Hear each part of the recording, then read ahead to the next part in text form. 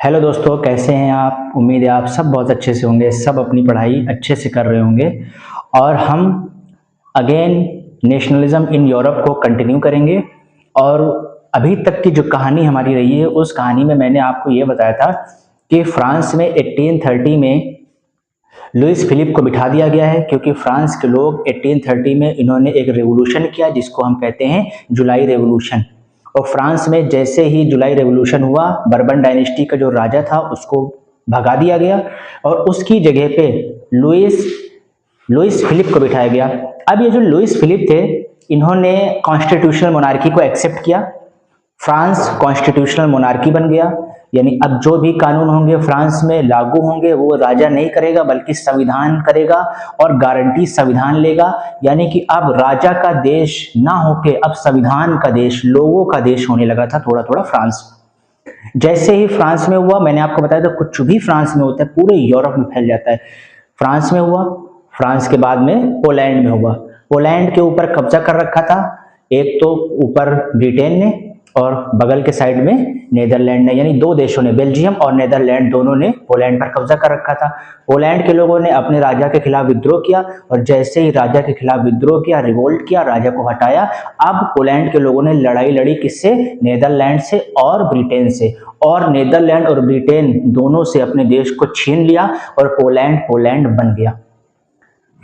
Poland में जैसे हुआ, पोलैंड के बाद में अब यह रेवोल्यूशन पहुंच चुका था। पोलैंड के बाद में अब यह रेवोल्यूशन पहुंच चुका था कहां पर? ग्रीस में। ग्रीस के बारे में मैंने आपको कल कहानी बताई थी। Greece cradle of European civilization कहा जाता है। यानी अगर यूरोप की सिविलाइजेशन कहीं से निकली है, सभ्यता कहीं से निकली है, तो वो है ग्रीस। और ग्रीस पर कब्जा कर रखा था उस्मानिया हुकूमत ने, ओटोमन अंपायर ने, यानी मुसलमानों ने। ग्रीस देश है क्रिश्चियंस का, क्रिश्चियनिटी ओरिजिन हुई है कहीं से, तो वो ग्रीस है। सबसे पहले डेमोक्रेसी कहीं पर आई हुई है, लोकतंत्र कहीं पे आया हुआ है, तो वो ग्रीस में। सबसे पहले लोगों ने लोकतंत्र के आइडियाज दिए हैं, तो वो ग्रीस में। बड़े बड़े थिंकर्स पैदा हुए, तो ग्रीस में, जैसे कि सोक्रेट हो गए, जैसे अरिस्टोटल हो गए, जैसे वोल्टायर जैसे लोग हो गए। ये सारे के सारे बड़े बड़े थिंकर्स हैं, ये कहाँ पैदा हुए? ग्रीस में। ग्रीस सबसे पहले ओलंपिक्स अगर इस दुनिया में हुए तो ग्रीस में। तो ग्रीस एक बहुत ही ज्यादा समृद्ध डेवलप देश हुआ करता था, लेकिन इसके ऊपर कब्जा कर लिया ओटोमन अंपायर ने। और ओटोमन अंपायर मुसलमानों का अंपायर था, तो इसलिए ग्रीस के लोग नहीं पसंद कर रहे थे कि हम क्रिश्चियंस के ऊपर मुसलमान राज करें। तो इसीलिए ग्रीस के लोग रिवोल्यूशनरीज के पास गए। रिवोल्यूशनरीज पूरे यूरोप में फैल चुके हैं, इनके पास हेल्प मांगने गए। जब हेल्प मांगी तो बहुत सारे रिवोल्यूशनरीज आए और ग्रीस में लड़ाई लड़ी, और लड़ाई लड़ने के बाद में ट्रीटी ऑफ कॉन्स्टेंटिनोपल हुई, यानी कि कॉन्स्टेंटिनोपल का समझौता हुआ और इसमें ग्रीस एक नया देश बन गया और उस्मानिया हुकूमत पीछे पलट गई। यहां तक मैंने कल आपको बहुत डिटेल में समझाया था। देश तो बन रहे हैं यूरोप में। अब आते हैं आज के टॉपिक पे। याद रखिएगा, देश तो बन रहा है, लेकिन देश देश तब बनेगा जब देश के लोग चाहेंगे। क्रांतिकारी कितना भी कोशिश कर लें, हथियार के दम पे तो देश को इकट्ठा कर सकते हैं, एकजुट कर सकते हैं, लेकिन जब तक लोगों के अंदर यूनिटी नहीं आएगी, जब तक लोगों के अंदर एकता नहीं आएगी, कोई भी देश देश नहीं बन पाएगा। अब जमाना आ चुका था यूनिफिकेशन का। कैसे? प्यार मोहब्बत से। The romantic imagination and the national feeling. यानी कि रोमांटिक का मतलब यहाँ पर वो मत समझिएगा शाहरुख खान का रोमांस या इमरान हाशमी का रोमांस, वो मत समझिएगा, वो एकदम अलग है, ठीक है। यहाँ रोमांटिक का मतलब है लिटरल मीनिंग, यानी प्यार मोहब्बत से। रोमांटिसिज्म अब यूरोप में होने लगा। इसका मतलब है क्या? यानी कि अब वो लोग जो कि पहले तलवार उठा के लोगों को इकट्ठा करते थे, कहते थे तुम सब मेरे साथ आओ, पहले तलवार उठा के राजा को मार देते थे, राजा को भगा देते थे, तलवार उठा के विद्रोह करा दिया करते थे, वो सब हो चुका। अब ग्रीस देश बन चुका, फ्रांस एक देश बन चुका, लेकिन उस देश का एकीकरण तो तब होगा जब लोग चाहेंगे, और लोग तब चाहेंगे जब लोगों के अंदर एकता की भावना आएगी, दिल से आएगी, बता के नहीं, अपनी मर्जी से, दिल से आएगी। तो ये जमाना था रियल में फीलिंग्स वाली यूनिफिकेशन, यानी कि जब हम किसी से फीलिंग के साथ जुड़ जाते हैं, इमोशंस के साथ में जुड़ जाते हैं, तब हम कहते हैं हमने रोमांटिसिज्म कर दिया है। यानी उसके दिल को अपने दिल से जोड़ दिया, उसकी सांस को अपने सांस के हिसाब से जोड़ दिया, यानी जो भी मैं फील कर रहा हूं अब वो भी वो फील कर रहा है। ऐसी फीलिंग को कहते हैं रोमांटिसिज्म। याद रखिएगा, द नेशनल कह रहे हैं कि nationalism only bought through romanticism. Nationalism, real nationalism, देश के लिए मरने का भाव तो तभी आएगा जब हमें देश के लिए अटूट मोहब्बत होगी। बगैर मोहब्बत के कोई किसी के लिए नहीं मरता। यहाँ लड़का लड़की वाला प्यार आप देख लीजिए, लड़का लड़की के अंदर भी तो रोमांटिसिज्म होता है, यानी लड़का जो है वो लड़की के लिए मर जाता है और लड़की लड़के के लिए मर जाती है। लेकिन अगर यही बात हम देश के हिसाब से रख लें कि यानी हम देश को इतना ज्यादा मोहब्बत करें, इतना ज्यादा फीलिंग देश के साथ जोड़ लें, इतना इमोशन देश के साथ जोड़ लें कि हम देश के लिए मरने और मारने के लिए तैयार हो जाएं, यही तो नेशनलिज्म है। रियल नेशनलिज्म तो यही है, जब हम देश को दिल से चाहें। भैया रोमांटिसिज्म आता है नेशनलिज्म के साथ में, यानी नेशनलिज्म आ सकता है तो सिर्फ और सिर्फ रोमांटिसिज्म के साथ में। रोमांटिसिज्म और नेशनलिज्म दोनों साथ साथ चलेंगे, अलग अलग नहीं है। जैसे देश का कल्चर, अब कैसे हम देश से मोहब्बत बेपनाह कब करेंगे? जब वो देश हमें लगे कि हाँ ये देश हमारा है। कैसे लगेगा? जब उस देश का कल्चर मेरे कल्चर से मैच कर जाए, जब उस देश की जो पोएम्स हैं उनमें मेरा बैकग्राउंड बताया जाए, शायर और शायरी के जरिए। मैं अभी आपको बताऊंगा बहुत अच्छे से, स्टोरीज, कहानियां वगैरह, उसके बाद में म्यूजिक, गाने, देशभक्ति के गाने। याद रखिएगा, शेर और शायरी में वो दम होता है। यहाँ पर लिखा हुआ है ना पोएम्स, पोएम्स मतलब है कविताएं, शेर शायरी। शेर और शायरी में, कविताओं में वो दम होता है जो हम आम भाषा में नहीं कह पाते हैं। अगर हम आम भाषा में किसी को समझाना चाहेंगे तो शायद वो हमसे इतना जुड़ाव ना रख पाए, हमसे इतना अच्छे से फील ना कर पाए, इमोशन आपस में कनेक्ट ना हो पाए। लेकिन अगर एक शायरी में मार दो तो सब एक ताली बजाने लगेंगे, सबके दिल तक वो बातें पहुंच जाएंगी। जैसे भगत सिंह ने कहा था, कल मैंने आपको शायरी बताई थी, सरफरोशी की तमन्ना अब हमारे दिल में है, देखना है जोर कितना बाजुए कातिल में है, वक्त आने पर बता देंगे तुझे ए आसमां, हम अभी से क्यों बताएं क्या हमारे दिल में है। यानी कि ये सब जो फीलिंग्स हैं, यानी कि गांधी जी का जो एक स्लोगन था, जो ना कर पाए मीठी बोली वो कर जाए, जो ना कर पाए बंदूक की गोली वो कर जाए मीठी बोली, अहिंसा परमो धर्मो, गांधी जी के ये सब वचन थे। यानी ये शेर और शायरी से अगर कोई चीज हम एक दूसरे को बताते तो इमोशन से इंसान कनेक्ट हो जाता है। देश में पोयम्स लिखने लगे लोग, पोयम के जरिए लोगों को कनेक्ट करने लगे। ए लोग हम सब एक हैं, साथ रहेंगे तो हम कुछ भी कर सकते हैं, अगर एकता है तो बल है, एकता में बल है, और हम अगर अनेकता में रहेंगे, अगर हम अनेक रहेंगे तो हमें कोई भी तोड़ के चला जाएगा, कोई भी राजा आसानी से शासन हमारे ऊपर कर लेगा। लेकिन एक रहेंगे तो हम फ्रांस में जैसे किया है वैसे फ्रांस के राजा को भगा देंगे। एक रहेंगे तो हम पोलैंड जैसा जो है वो देश बना देंगे, बेहतरीन देश। और अगर हम एक रहेंगे तो हम ग्रीस में जैसे उस्मानिया हुकूमत को खदेड़ दिया गया, भगा दिया गया, वैसे हम एक होकर कर सकते हैं। लोगों के अंदर संदेश डाला गया, शेर व शायरी से, कहानी से, म्यूजिक, गाने ऐसे लिखे गए जो देशभक्ति के गाने थे, जिसमें देश को ऊपर रखा गया। कहानियां ऐसी लिखी गई जिसमें देश को ऊपर रखा गया। इससे क्या होगा? नेशनलिज्म का भाव बढ़ेगा। कारगिल कल जो है वो कारगिल दिवस था, तो उस पर बहुत सारे गाने लिखे गए हैं अपने शहीदों के लिए।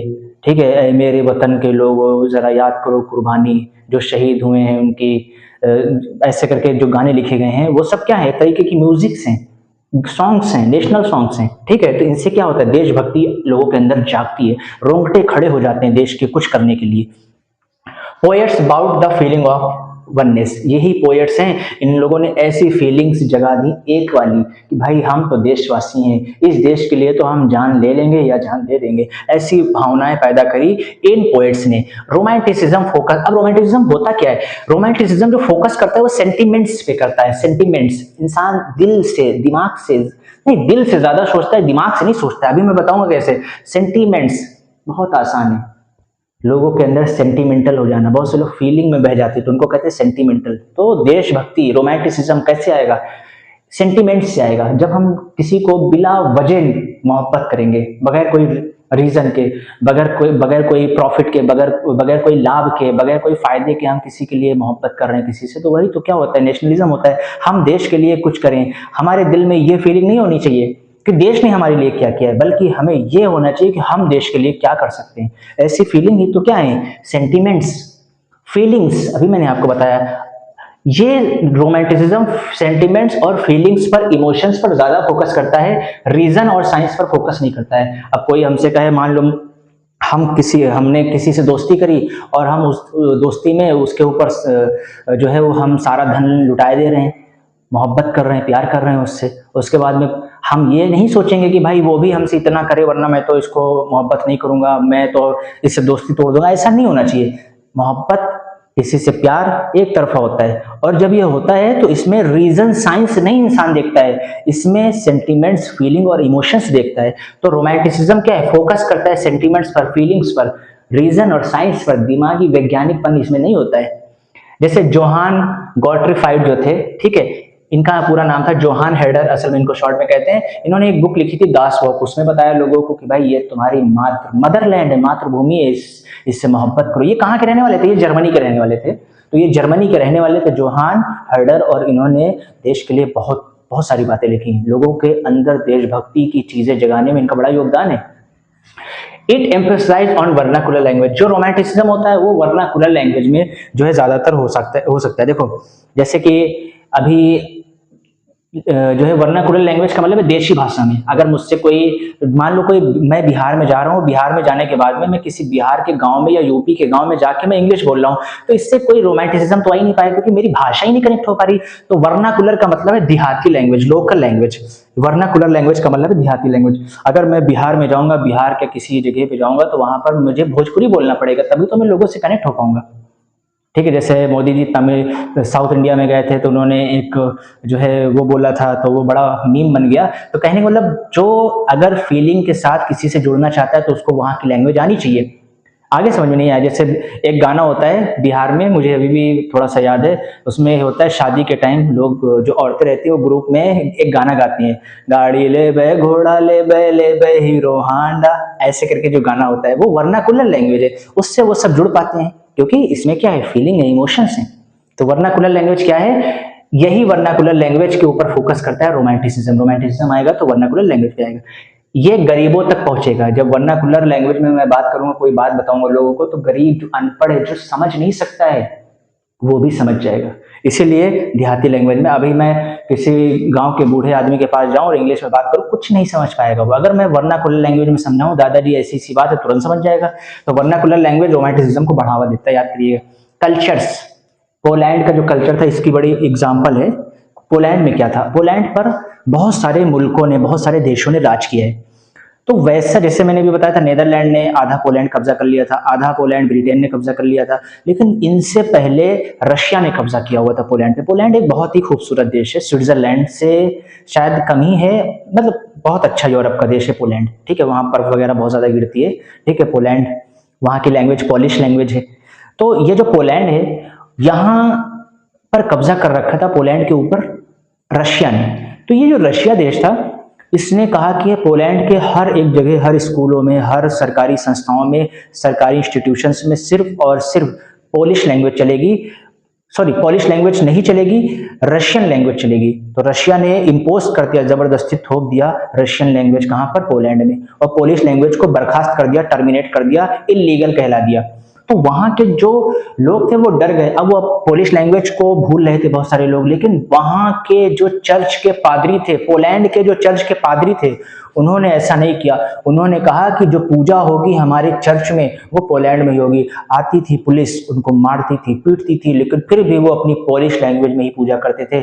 और एक बात मैं बताऊं, उन्होंने एक बात बहुत अच्छी कही थी। उन्होंने कहा था कि अगर आप अपने देश को जिंदा रखना चाहते हैं तो जरूरी है अपने देश की लैंग्वेज को जिंदा रखिए। अगर लैंग्वेज खत्म हो गई तो देश मर जाएगा। देश की आत्मा होती है तो वहां की भाषा, तो वहां की भाषा को जिंदा रखना, ये हमारा कल्चर है। आज अगर मैं अपने गांव में अपनी अवधी लैंग्वेज में अगर मैं बात करने लगूं तो बहुत सारे लोग कहेंगे ये बड़ा अनपढ़ है, ये तो पढ़ा लिखा नहीं। लेकिन एक बात याद रखिए, मैंने हिस्ट्री पढ़ी है और मैं आपको बता रहा हूं, हिस्ट्री में ये कहा गया है, किसी देश की अगर आत्मा, रूह अगर कोई चीज होती है तो वो होती है उस देश की भाषा। और अगर तुम उस देश की भाषा को भुला दोगे तो उसकी रूह निकाल दोगे। देश तो रहेगा लेकिन उसके अंदर की जो अंदर आत्मा है वो खत्म हो चुकी होगी, यानी वो देश पहले जैसा नहीं रहेगा, याद रखिएगा।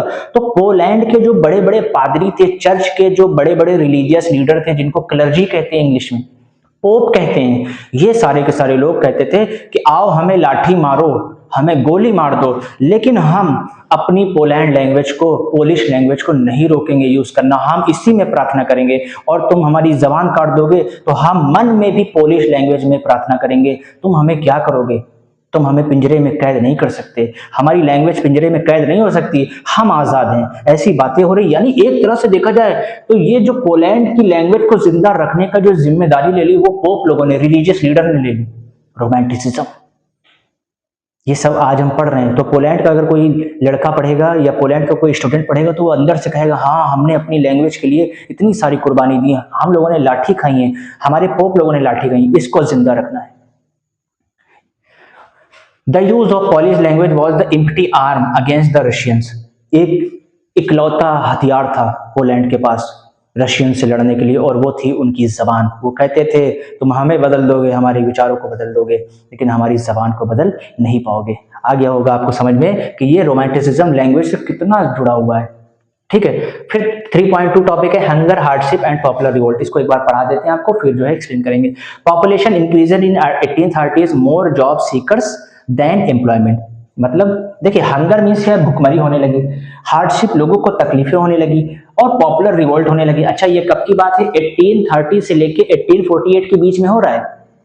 1830 से लेके 1848 के बीच में बहुत सारी दिक्कतें यूरोप में होने लगी। एक तो ये रोमांटिसिज्म जो कल्चर है वो बढ़ने लगा, पढ़े लिखे लोग किताबों को पढ़ने लगे, और वो लोग जो कि किताब नहीं पढ़ सकते थे उनको पढ़ाया जाने लगा देशी भाषा में, वर्नाकुलर लैंग्वेज में यूज कर, यानी कि जो भी उनकी इतिहास की पोएम्स थी, स्टोरीज थी, म्यूजिक कल्चर जो भी था, उन अनपढ़ लोगों को भी, उन गरीब लोगों को भी ये सब चीजें बताई जाती थी कि तुम लोग भी जागो, सिर्फ हमने जिम्मेदारी नहीं ली, ये मूवमेंट होगा, ये आंदोलन होगा, तो ये आंदोलन सिर्फ मिडिल क्लास का नहीं होगा, मिडिल क्लास के साथ अब गरीबों का, किसानों का भी होगा।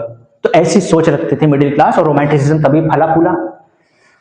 हंगर, बड़ी लोग भूखे रहने लगे, भुखमरी आने लगी, हार्डशिप आने लगी, 1830 से लेकर 1848 के बीच की बात हो रही है, और पॉपुलर रिवोल्ट होने लगे, और धीरे धीरे विद्रोह होने लगे लोगों के बीच में। याद रखिएगा, इंसान कब तक बर्दाश्त कर लेगा? जब तक कि उसके पेट पर लात नहीं पड़ती है, और जैसे पेट पर लात पड़ेगी, जैसे घर में कुछ नहीं रहेगा खाने को, वो निकलेगा। अरे भाई, दुनिया में चोरी, डकैती, मर्डर, ये सब होते हैं किस लिए होते हैं? यही गरीबी लोग तो करते हैं। कोई किसी की जेब काट देता है, कोई ट्रेन में जो है सामान लूट लेता है, कोई किसी के घर में ड्रोन से चोरी कर लेता है, लेकिन इसलिए होता है क्योंकि पैसा चाहिए, अमीर बनना चाहते हैं, और गरीब आदमी हर कुछ करने को तैयार है। तो अब गरीब आदमी अपनी जान की बाजी लगाने को भी तैयार है, विद्रोह कर रहा है राजा के खिलाफ दोबारा से। और मैं बता रहा हूँ, सबसे पहले फ्रांस में होगा। पॉपुलेशन बढ़ रही थी 1830 से लेकर 1838 के बीच में, पॉपुलेशन धड़ बढ़ रही है। जब पॉपुलेशन बढ़ेगी तो भैया जॉब देने वाले कम, जॉब लेने वाले ज्यादा हो जाएंगे, यानी कि अब अनएम्प्लॉयमेंट, बेरोजगारी ज्यादा बढ़ जाएगी। बेरोजगारी जब होगी तो भाई लोग काम क्या करेंगे? काम है ही नहीं, काम है नहीं तो खाएंगे पिएंगे क्या? तो चोरी डकैती बहुत होंगी, राजा के खिलाफ बातें होंगी, अब राजा से कंट्रोल नहीं हो पाएगी जनता। ठीक है, रीजन क्या है अनएम्प्लॉयमेंट का? इसलिए क्योंकि एक तो भैया ये भी हो गया कि पॉपुलेशन ज्यादा बढ़ गई तो अनएम्प्लॉयमेंट, बेरोजगारी बढ़ गई। दूसरा बेरोजगारी का रीजन ये था कि इंग्लैंड में आ चुका था इंडस्ट्रियल रिवोल्यूशन, बड़ी बड़ी मशीनें 1830 से लेकर 1848 के बीच में बहुत सारी मशीनें बन रही थी, और उन मशीन जो थी वो 10 आदमी का काम अकेले कर देती थी। तो फिर क्या है, लोगों की जॉब जाने लगी। भाई जो काम पहले, जो मजदूर पहले जो है वो हाथ से काम करके पैसा कमाते थे, अब उन्हीं के हाथ का जो काम है वो मशीन कर रही है, तो वो सब क्या हो गए? बेरोजगार हो गए। तो इसमें लोग खफा हो गए, और ये इंडस्ट्रियल रिवोल्यूशन जब आया तो यूरोप में बेरोजगारी बढ़ी। जब बेरोजगारी बढ़ी तो लोग राजा को कोसने लगे, और मशीन तो राजा के आदेश पे ही बनी थी सारी, तो लोग और ज्यादा राजा से डबल नाराज हो गए कि ये देखो, ये पता नहीं कैसा राजा है, ये तो हमारी जॉब ही खाए जा रहा है, अब हम खाएंगे, अब हम कमाएंगे क्या? स्मॉल हैंडीक्राफ्ट बिजनेस, जो बिजनेस पहले गांव वगैरह में बनते थे, जैसे गांव वगैरह में क्या, जूते वगैरह बनना, गांव वगैरह में पहले चरखे से क्या बनते थे? कपड़े बनते थे। गांव वगैरह में जो छोटी छोटी हाथ से बनी चीजें होती थी वो बनती थी, लेकिन अब मशीन आ गई, मशीन से ही सब धड़ बन रहा है। अच्छा, हाथ से बनाने में पैसा और टाइम ज्यादा लगता था, और वही काम मशीन कर रही, कम टाइम में और कम पैसे में कर दे रही है। यानी मशीन 10 लोगों का काम अकेले कर दे रही है, 10 तो मैंने बहुत कम कहा, मशीन 50 लोग का काम अकेले कर दे रही है। तो लोग क्या करें? परेशान, राजा के खिलाफ विद्रोह तो होगा ही ना।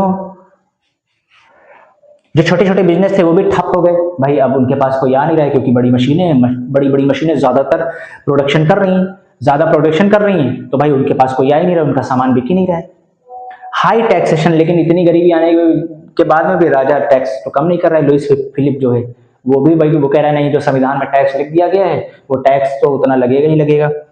वो किंग जो है टैक्स में छूट नहीं दे रहा है। तो जुलाई में क्या हुआ? 1848 में जुलाई रेवोल्यूशन इसको कहते हैं। एक तो 14 जुलाई वो अलग है, 14 जुलाई 1789, वो तो अलग है, सबसे पहली बार फ्रांस में जो विद्रोह हुआ था वो तब की डेट है। अब दोबारा से जुलाई जैसे ही आया 1848 में, जुलाई का महीना, उस समय अगेन दोबारा से लोगों ने फ्रांस में विद्रोह कर दिया। और जैसे ही विद्रोह किया, लुइस 15 कह रहे हैं, लुइस फिलिप, जो कि राजा बना दिया गया था कॉन्स्टिट्यूशन मोनार्क, उसको जैसे पता चला कि जनता ने रिवोल्ट कर दिया, वो धड़ से भाग गया। उसने कहा भैया ये अब हम नहीं सह पाएंगे, क्योंकि लुइस 16 का जैसे इन लोगों ने हाल किया, कहीं मेरा भी वैसे ही हाल ना कर दें। तो लुइस फिलिप छोड़ के ही भाग गया देश, वो ऑस्ट्रिया हंगरी में भाग गया, अपने पड़ोस वाले राजा के जो दोस्ती संबंध थे ना अच्छे, तो वो वहां भाग गया। और यहाँ पर क्या हुआ है, यहाँ पर फ्रांस खाली हो गया। ठीक है, तो जुलाई में याद रखिए, जुलाई का जो रिवोल्यूशन हुआ है वो फ्रांस में हुआ है, और लुइस फिलिप जो है भाग गया जैसे ही आंदोलन हुआ जुलाई में। ठीक है, national assembly of France declared Republic. अब पहली बार फ्रांस जो है वो रिपब्लिक सिस्टम लेके आ रही है, यानी डेमोक्रेसी, प्रॉपर डेमोक्रेसी जब आएगी फ्रांस में तो 1848 के बाद ही आएगी। तो 1848 में जैसे राजा भागा, वहां की जो नेशनल असेंबली थी, यानी कि ऐसी जगह जहां पर सांसद बैठते थे जाके, उस असेंबली में, फ्रांस की जो असेंबली थी उसमें यह कहा गया कि अब फ्रांस रिपब्लिक है। रिपब्लिक का मतलब है जो रूलर होगा वो लोग चुनेंगे। अगर मेरे ऊपर शासन करने वाला जो भी रूलर है उसको अगर मैं चुन रहा हूं, तो इसका मतलब है कि मेरा देश क्या है, रिपब्लिक है। रिपब्लिक सिस्टम में मतलब जब हम चुनाव करके, हम इलेक्शन करके जिसको चाहें उसको राजा बनाए, जैसे हमने मोदी जी को राजा बनाया, जैसे हमने योगी जी को अपना राजा बनाया, तो हमने क्या किया, इलेक्शन के जरिए। ऐसा नहीं है कि मोदी के बाप थे तो मोदी के बाप के बाद में मोदी राजा बन गए, नहीं। रिपब्लिक सिस्टम है, जिसको हम चाहेंगे इलेक्शन के जरिए तो वो बनेगा राजा। तो याद रखिएगा, डिक्लेयर रिपब्लिक, फ्रांस रिपब्लिक बना कब, जुलाई 1848 में। और सफरेज दिया गया। सफरेज का मतलब क्या है, सबको वोट देने का अधिकार। जो लोग भी 21 साल के एबव हैं, पहले 18 नहीं था, पहले 21 साल था। हमारे देश में भी शुरू में 21 साल के ऊपर वालों को ही वोट देने का अधिकार मिला था। बाद में फिर वो 1990 के दौर में फिर 21 से हटा के 18 साल जो है वो हुआ था। आई होप आपको समझ में आ रहा है। ठीक है, नेशनल असेंबली फ्रांस की खत्म हो गई, और सफरेज यानी जो भी 21 साल के ऊपर है उनको क्या किया गया, उनको वोट देने का अधिकार दे दीजिए। अब इस समय महिला, आदमी, गरीब, अमीर, बूढ़े, जवान सब हैं जो कि 21 साल के ऊपर हैं। आई होप आपको समझ में आ गया, जो कि 21 साल के अबव थे। अब नेक्स्ट स्लाइड पे हम चलते हैं। अब ये 3.3 टॉपिक हम पढ़ लेते हैं। The revolution of the liberals. Liberals यानी खुली सोच वाले, लिबरल्स वो जो इक्वालिटी पर विश्वास करते हैं, लिबरल वो जो फ्रेटर्निटी पर विश्वास करते हैं, लिबरल वो जो फ्रीडम पर और लिबर्टी पर विश्वास करते हैं। तो ऐसे, और फ्रीडम वो जो फ्रीडम ऑफ प्रेस पर यानी अखबारों पर आज़ादी चाहते हैं, फ्रीडम ऑफ वॉइसेस आवाज़ बुलंद करने की आज़ादी चाहते हैं, किसी के खिलाफ बोलने की, खिलाफ बोलने इन द सेंस यानी मर्यादा में रह के, किसी को अगर हम किसी का विरोध कर रहे हैं, किसी के खिलाफ बातें कर रहे हैं, अपशब्द गाली गलौज नहीं कर रहे हैं, तो ऐसी हमें छूट होनी चाहिए कि हम बिना अपशब्द किसी को करे हुए भी उसका विरोध करें। तो ऐसी सोच रखने वाले लोग कहते थे लिबरल्स। जुलाई रेवोल्यूशन हुआ, मिडिल क्लास ने किया, और मिडिल क्लास में भी वो लोग जो रेवोल्यूशनरी हैं, क्रांतिकारी हैं, इन लोगों ने क्या किया, रेवोल्यूशन किया। रेवोल्यूशन पोलैंड में जैसे जुलाई में फ्रांस में हुआ, लुइस फिलिप को मार के भगा दिया गया, फ्रांस रिपब्लिक बन गया, फ्रांस में सफरेज दे दिया गया, यानी जो लोग भी 21 साल के अबव थे उनको जो है वोटिंग राइट दे दिया गया।